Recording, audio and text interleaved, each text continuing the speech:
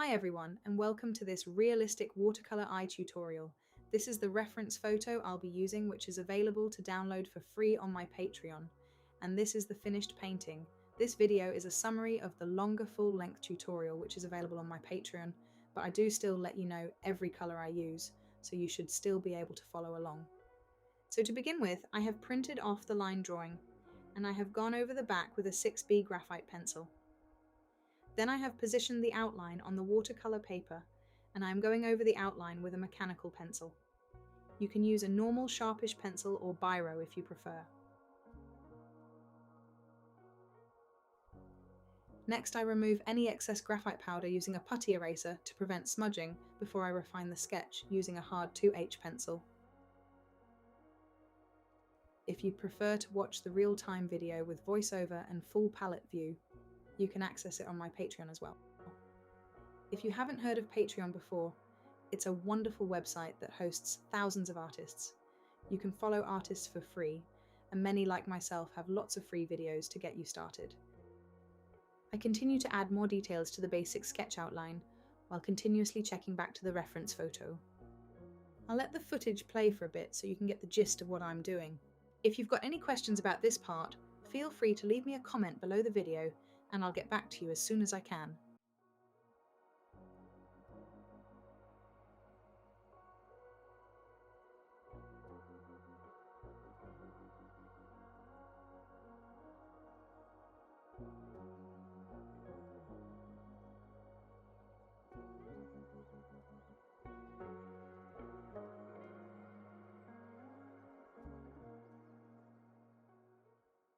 Once I'm happy with the sketch, I begin to add the first layers of paint. I start with a basic skin tone, mixing Aurelian with quinacridone rose. While the paper is still damp, I remove some of the paint with a clean, barely damp brush to create highlights. Next, I add some burnt sienna to the crease above the eye and below the eye, while the paper is still damp. This helps to give the illusion of depth in those areas.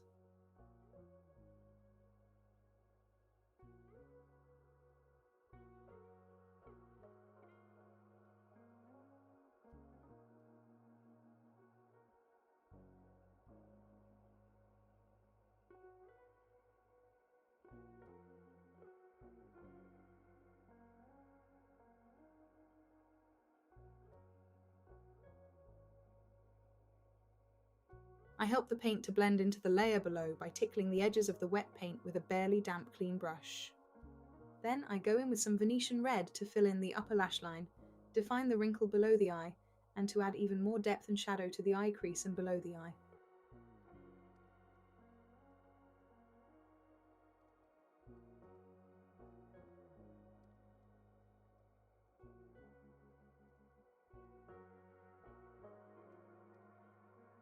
Continue to blend the paint into the layers below to give a smooth, natural transition.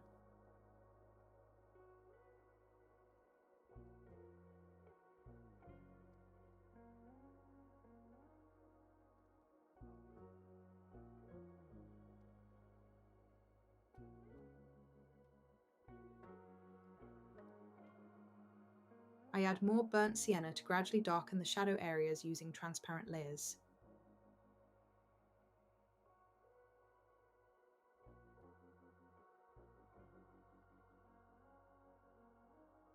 Next, I begin to work on the actual eyeball, which is my favourite part. I start by adding Venetian red to the inner corner where there's lots of blood vessels. I then add some yellow ochre to the white of the eye and blend that in. Keep these layers watery and subtle. I mix a greenish-grey colour from Prussian blue and sepia, and I paint a thin watery layer over the white of the eye. The yellow ochre below will shine through.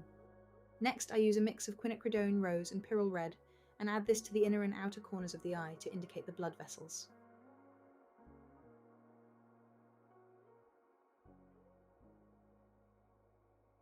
I drop in some Prussian blue to create an outline around the iris, which helps the eye look more realistic.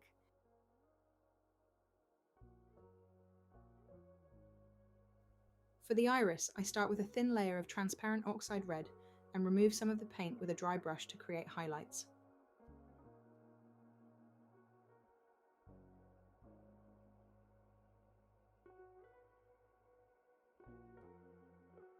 I go over the eye crease with this same colour before letting the layer dry.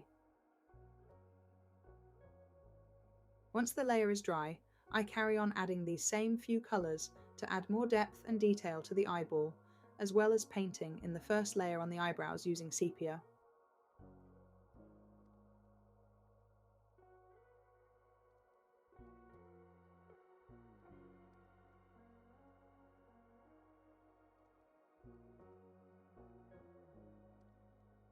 I'll let the footage play for a bit without commentary, but I indicate on screen which colours I am using for each step. Keep blending the paint into the layers below as shown, and keep each layer light and transparent.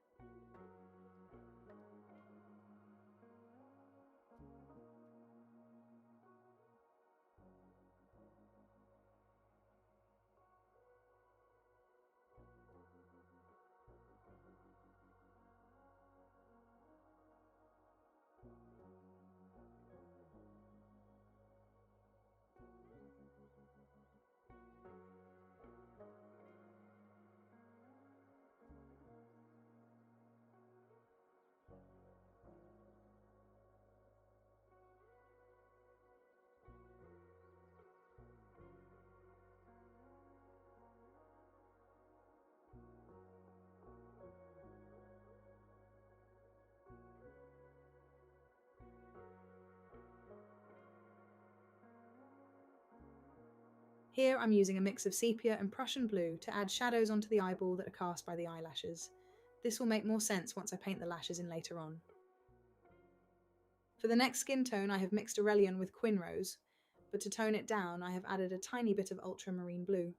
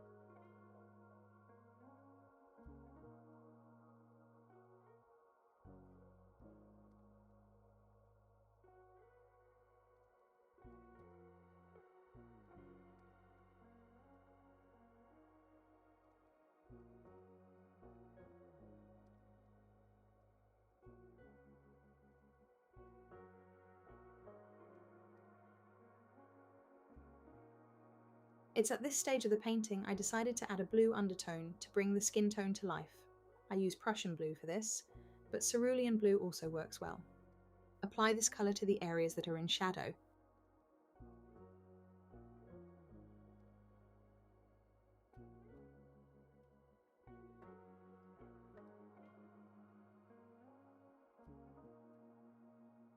Once that layer is dry, I start working on the iris again, darkening the pupil and adding some details with sepia.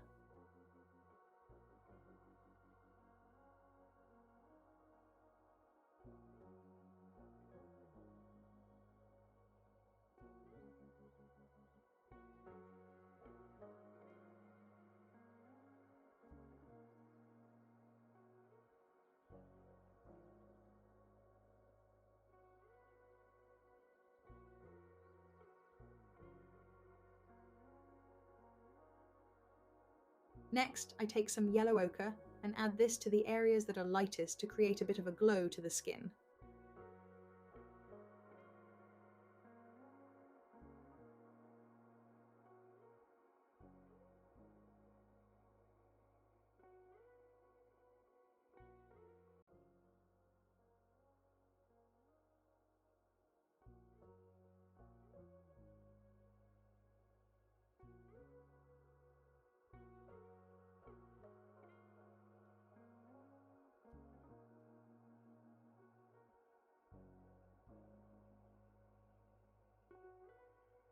I add more transparent layers to the skin using burnt sienna, and later I use a mix of burnt sienna and yellow ochre.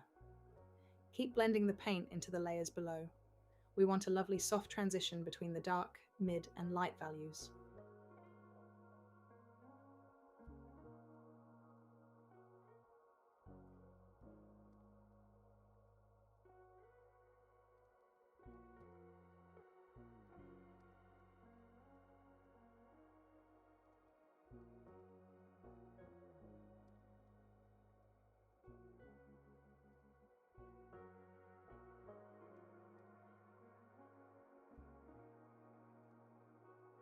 I use Venetian red again to darken the corner of the eye, the upper lash line, and wrinkle below the eye. I also go over the crease above the eye once more.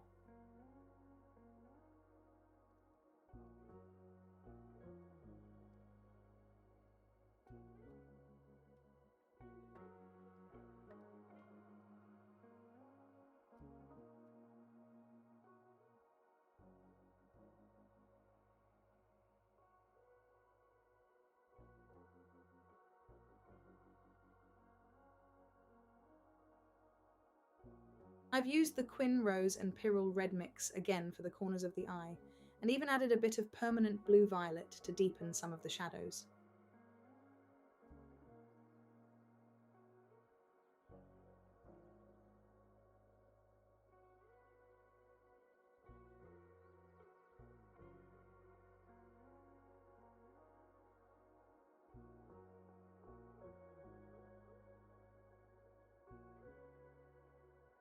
I go around the edges of the iris with Prussian blue once more, just to darken it slightly.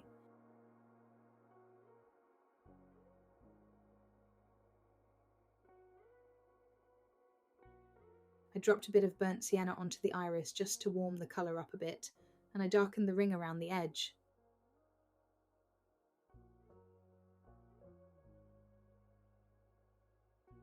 I then used concentrated sepia to exaggerate that shadow at the top.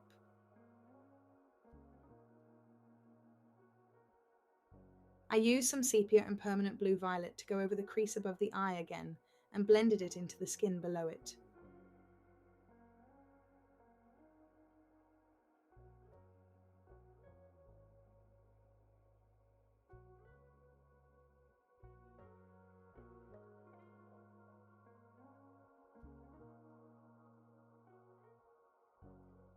Next, I add more Venetian red above and below the crease, and on the inner corner of the eye and lash lines. I also add a bit to the skin below and above the eye.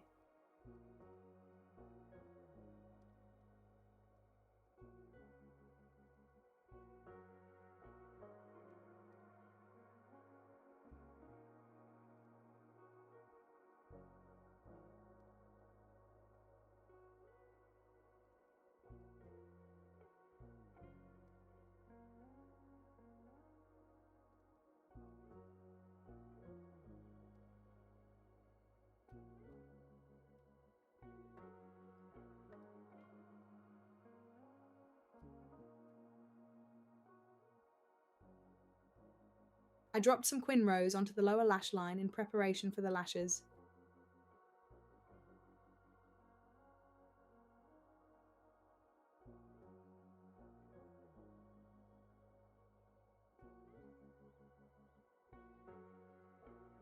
I go over the eyebrows again with sepia to darken those up as they are starting to fade.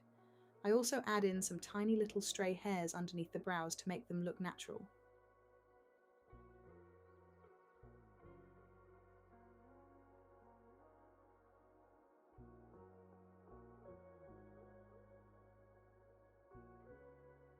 I fill in most of the highlight on the eye with some cerulean blue to give the illusion that the reflection is the sky.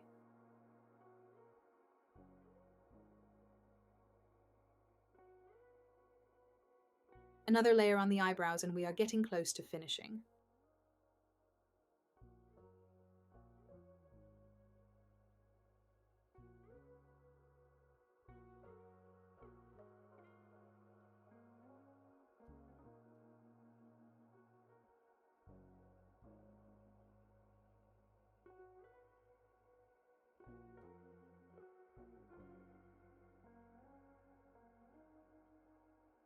I darken the crease again with sepia to give extra depth and also paint a very thin line between the eyeball and lash line.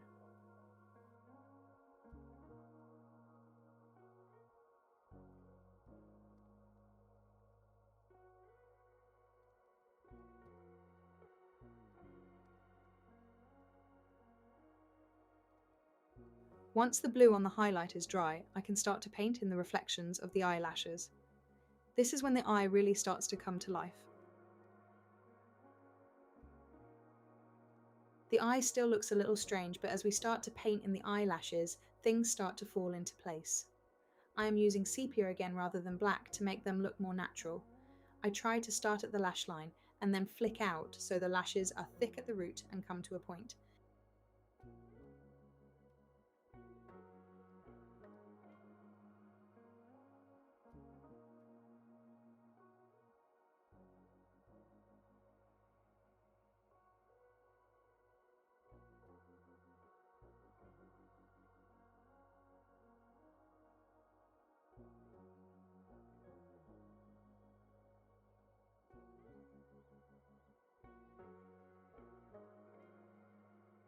Another layer on the eyebrows, and we are almost finished.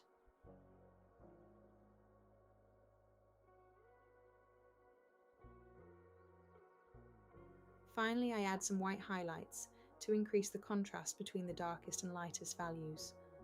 I find this final stage really satisfying.